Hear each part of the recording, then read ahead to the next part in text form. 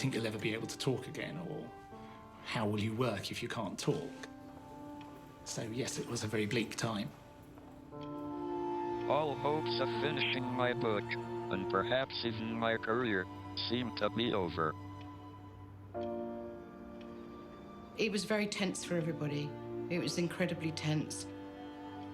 It was difficult to think that Stephen was going to come out of there and be okay.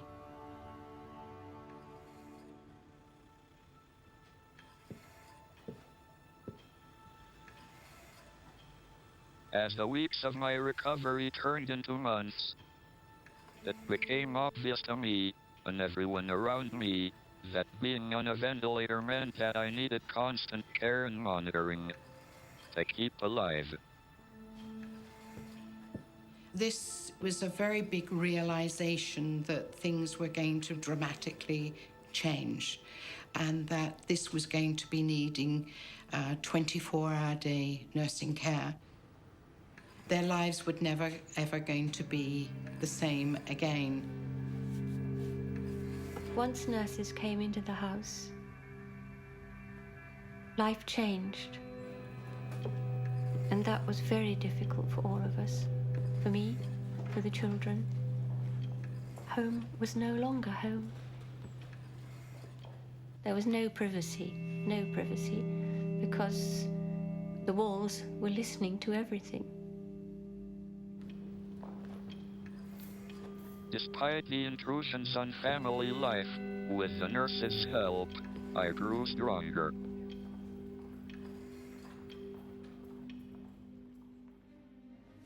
Yet, I still felt trapped inside my body. For a time, at home, I could communicate only by raising my eyebrows when someone pointed to letters on a card. All thoughts of work and finishing my book grew distant.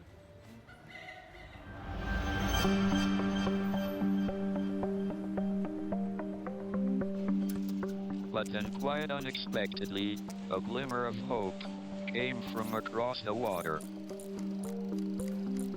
I got a call from a physicist, and he said, I know you're working on computer systems for people with ALS.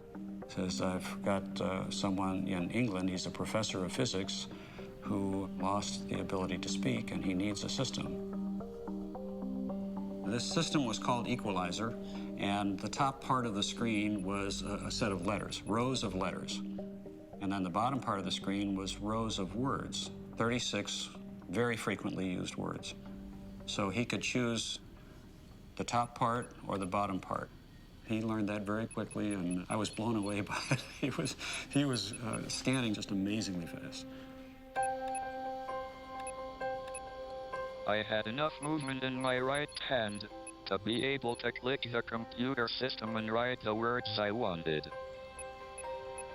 Finally, I was free to communicate again. I was keen to make up the lost time that my illness had forced upon me. I had a stack of notes from Peter Gazzardi suggesting changes and clarifications to my book.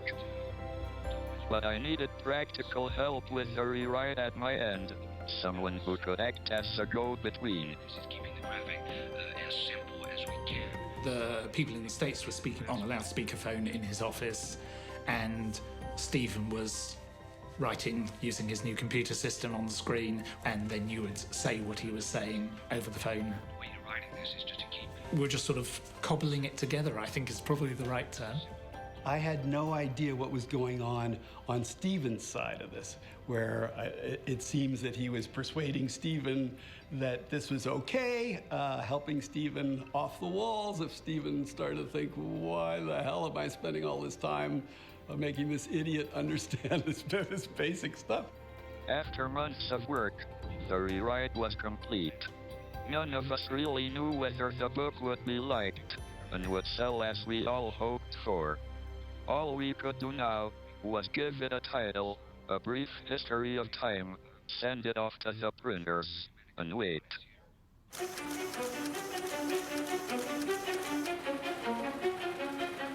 But to everyone's surprise, the book sold copy after copy. And very quickly bookshops were selling out. When it hit the bestseller list, you're obviously surprised. It was a pleasant surprise, and it certainly was a surprise. I don't think you'll find anybody, maybe I'm wrong, who'll say, oh yes, we knew all along this was going to be a major hit. I had no expectation that it would be the #1 best-selling book in the world. I mean, not just here, but Germany, Slovenia, France, Italy, everywhere in the world, there was the hope that someone had found the mystery of life. And from then on, it was just a race to keep the book in print and kind of marching towards 1 million copies sold. You know, it was very gratifying. You know, in the 38 years that I've been in this business, I don't think I've ever had a book that stayed at the top of the bestseller list that long. Well, I was amazed to how well it did. I think it worked. He inspired people. He gave people some overall sense of the birth of the universe. And it made this subject become a subject of conversation among people in all walks of life. Professor Stephen Hawking's book, A Brief History of Time, an unlikely but successful publishing phenomenon. A Brief History of Time has sold about 8 million copies. A popular book about his theories is already topping the American bestsellers list. The hugely successful A Brief History of Time by Stephen Hawking. A Brief History of Time stayed in the bestseller list for over 4 years and entered into the Guinness Book of Records for doing so. To date, over 10 million copies have been sold worldwide.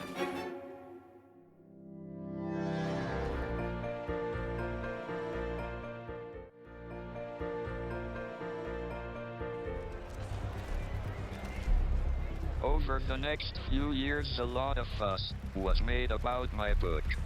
I became famous nationally and around the world, as it was translated into 40 different languages.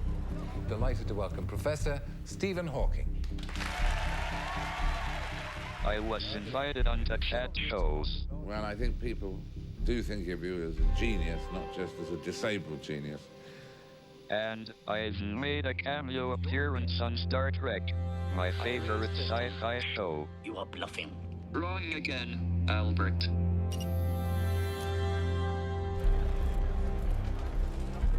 I enjoy the media attention and witnessing everyday people getting more involved in understanding the physics of our universe. But soon the press wanted to know more about me, my illness, and my family life.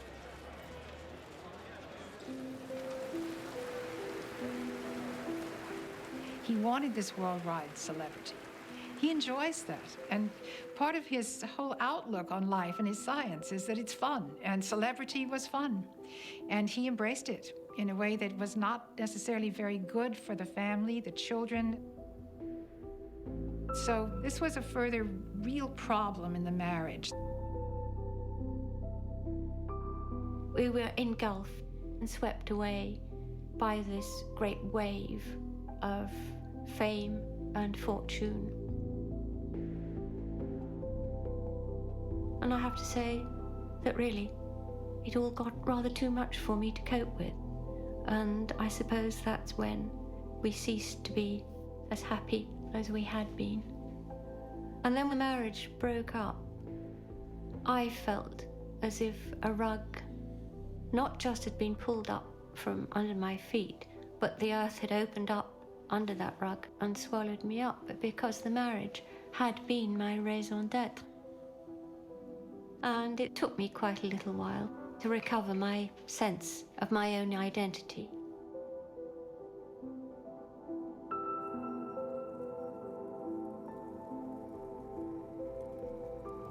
It was clear that my life and Jane's were beginning to follow different paths.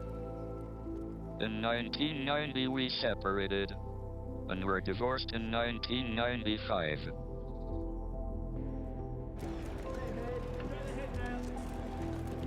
In the same year, I announced my engagement to Elaine Mason and married again. Elaine had been one of my nurses from the start of my 24-hour wraparound care. Over the years, we had become extremely close, as Jane and I drifted apart, each seeking comfort and love through new relationships.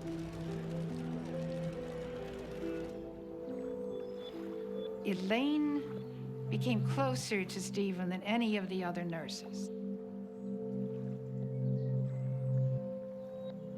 When he traveled, he would prefer to have her with him over the others. It became a close relationship.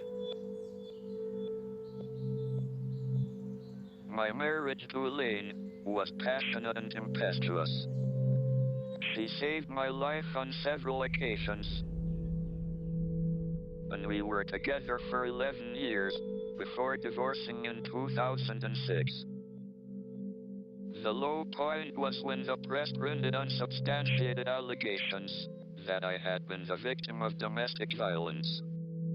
To my mind, this was a gross invasion of our privacy and was an extremely hurtful and damaging time for us both. Unfortunately, being in the public eye can have its drawbacks.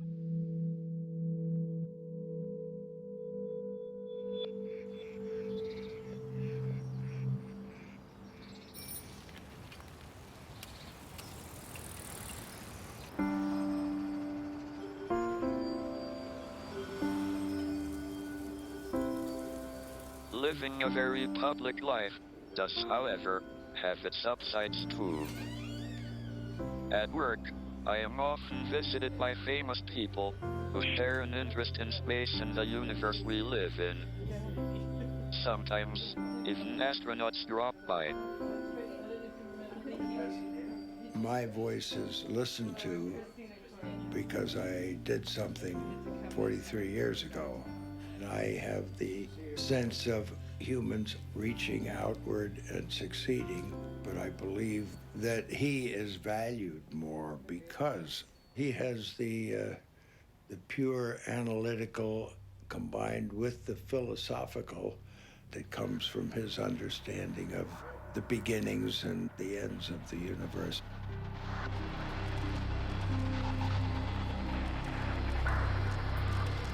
I have often dreamt about traveling through space myself. Recently, I got closer by experiencing a zero-gravity flight. It was also a moment that temporarily stripped me of my disability. A feeling of true freedom.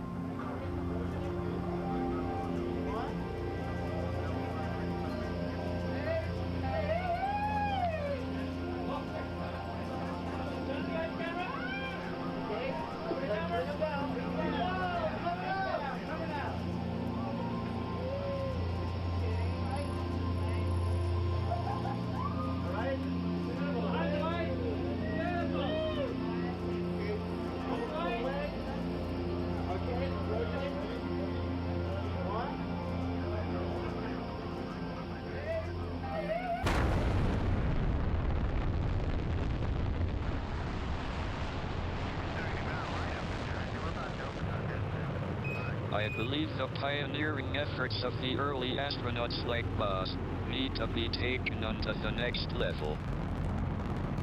I am convinced that one day, humans will have to colonize other planets in order to survive. Space travel will become an everyday necessity. Until then, I hope to be one of the first ordinary people to blast off into space. But I will need a little help.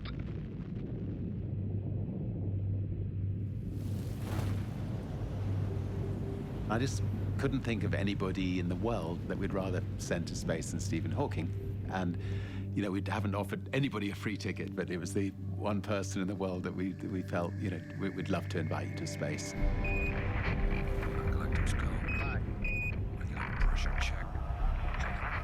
And it was incredible when he accepted. And I went up and saw him that day, and he told me to hurry up and get the spaceship built because he wasn't going to live forever.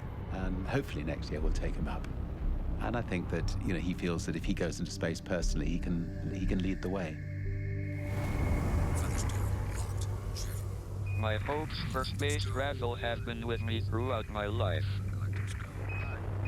But as my wheels are still firmly planted here on planet Earth, I will keep on dreaming.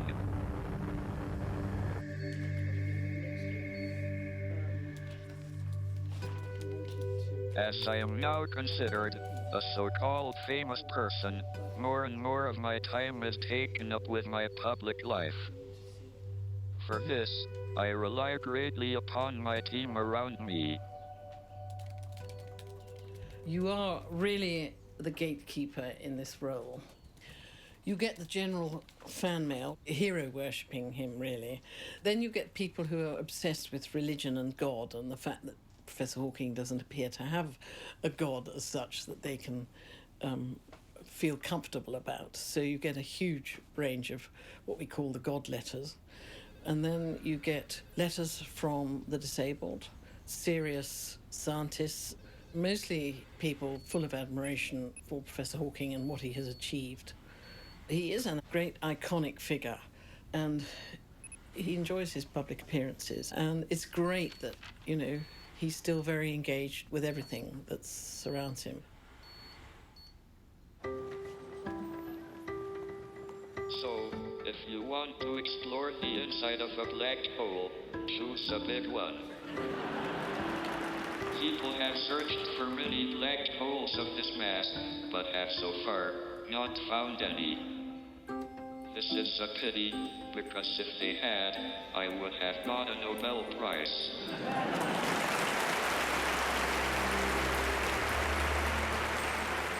If you had asked me 40 years ago if I ever thought I would be talking in front of a sellout crowd and be a part of popular culture, I would have laughed. But if by getting involved with the zeitgeist that is upon us has encouraged people to question our universe, then I am okay. Stephen Hawking! The world's smartest man! What are you doing here? If you are looking for trouble, you found it. Yeah, just try me, you... Oh! He's willing to teach people in whatever way he has to teach people. You can't take yourself too seriously, no matter how intelligent or how important the work you're doing is. This is Jim's phone. This is such an honor. He got it for you. Hello! Whenever I do a talk show, I'm trying to think of ways to do things that are completely different and completely ridiculous. Most people see Dumb and Dumber and they assume that that's who I am. So I thought, well, wouldn't it be wonderful to, like, partner up with the smartest man on the earth? So, oh, excuse me. Hello. Hello, it's him. That's Stephen. Oh, hi, Stephen Hawking. I can't believe this. He was wonderful. He was just fantastic. I was expecting him to be so serious about himself, and I think it was a relief for him to completely make fun of the whole thing. I just wanted to call you to tell you how happy I am that you're excited about the new electronic universe theory. It's amazing. But don't bother trying to explain it to them. Their pea brains cannot grasp the idea of the world of the brain. Yeah, I know. He did a great job of doing the lines that I had written, and he was just gung-ho the whole time. Well, I had to go now. I'm very busy watching Dumb and Dumber. I hope I can do a bit. You truly are a genius. No, you're a genius. No, you are. No, you are. After we did the routine, we kind of struck up a friendship. So I was invited to his home. And one of the funny highlights of the night was that while we were having dinner, I asked him, you know, just for a picture, could you run over my foot with your wheelchair? And that, so I have a picture of me grimacing in agony and stuff. So it was wonderful, wonderful to be there, wonderful to talk to him and ask him important questions like, how many Higgs boson does it take to screw in a light bulb? And I think he's still struggling with that.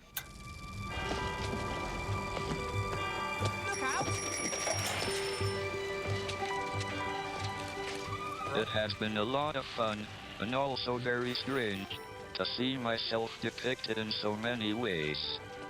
But perhaps the strangest is to have had part of my early life portrayed by an actor. I felt a huge onus of responsibility to get that part of his life right. There was so much that happened to him. It's a terrifying prospect to have a completely functioning mind inside a body that locks you in, that keeps you stationary.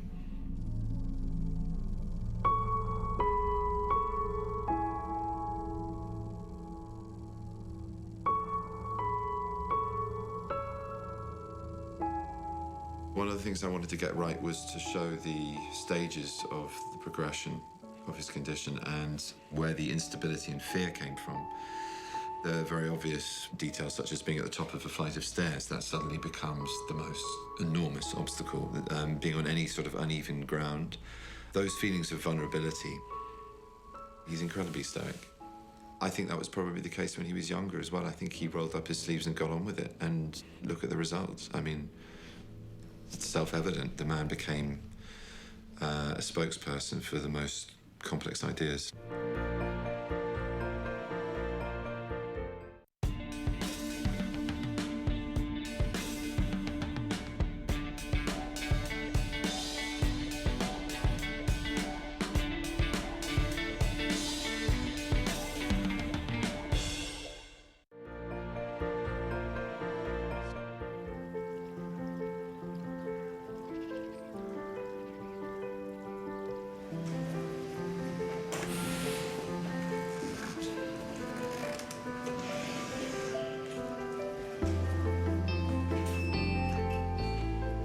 Right, Stephen, we're going to put your hat on you so your head don't get wet. Straps go round. So then we hold the hat. Look at you. Thanks for me. You got a hat, a gangster hat. It's the dog. One advantage of being a public figure is being asked to do special things.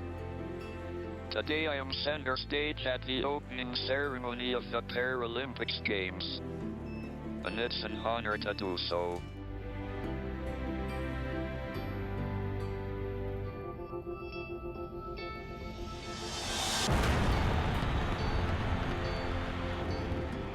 Ever since the dawn of civilization, people have craved for an understanding of the underlying order of the world. There ought to be something very special about the boundary conditions of the universe. And what can be more special than that there is no boundary?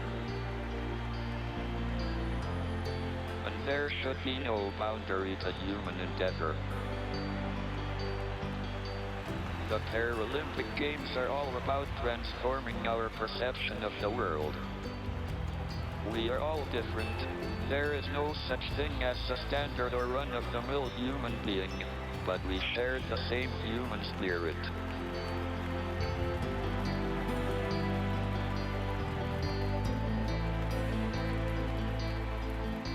However difficult life may seem, there is always something you can do and succeed at. The games provide an opportunity for athletes to excel, to stretch themselves, and become outstanding in their field.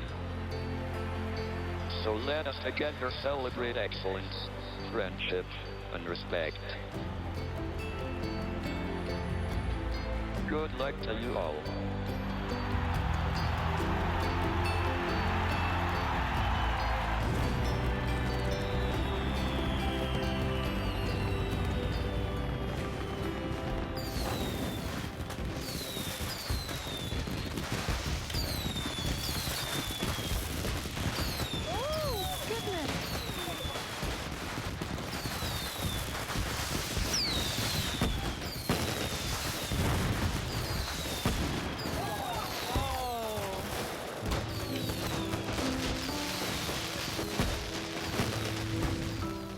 Having lived on this wonderful planet for over 71 years, I feel my proudest achievement has been to inspire people to think about the cosmos and our place in it.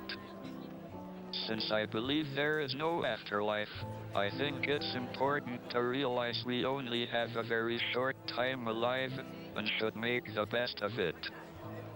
Today, I enjoy time together with family and friends. And despite my disabilities, I'll always keep wondering about the mysteries of the universe. Stephen's been ill since he was 20. You come to terms with the impending bereavement, and then suddenly find that it's not that impending after all.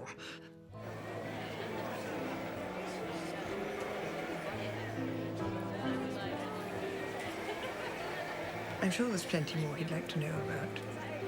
Think how awful it would be to come to the end of questions. Stephen will carry on until they push him underground. You don't just stop your mind. Stephen's always had this determination to survive, I guess. And every time Stephen gets critically ill, I always think, oh dear, I hope, is he going to get through this time? And he always does.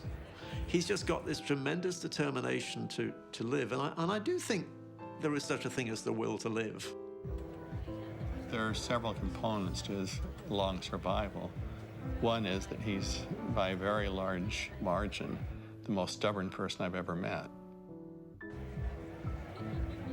He is one of those very few people who can see far beyond the borders of current knowledge and see how things really work and set the directions for other people's research in attempts to prove him right or wrong. To recover from a broken marriage, it was very, very difficult. At first, we were in touch, but then it got very, very difficult. But lately, we have been able to associate. I call on him perhaps once a fortnight. All those years with Stephen were a huge part of my life. They were my young years. They were my children. And I can't just wipe those from the record, and I wouldn't want to. It would be self-destructive to wipe those away, and I'm very, very proud of what Stephen has done. Life has thrown at me both good times and bad. Perhaps it is human nature that we adapt and survive. As for me, I have lived with the prospect of an early death most of my life. I'm not afraid of dying, but I'm in no hurry to die. I have so much I want to do and find out first.